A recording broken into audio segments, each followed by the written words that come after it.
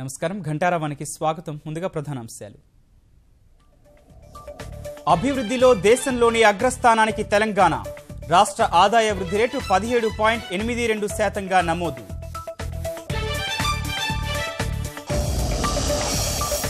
కేసీఆర్ చెప్పినవన్నీ అక్షర సత్యాలు. అసత్యాలపై అమిత్ షా క్షమాపణ చెప్పాలని తెరాస డిమాండ్.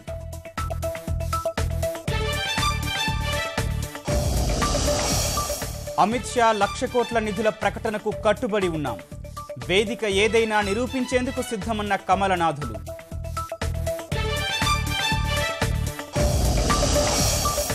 మోదీతో దోస్తీ, అమిత్తో కుస్తీ ఎలా సాధ్యం?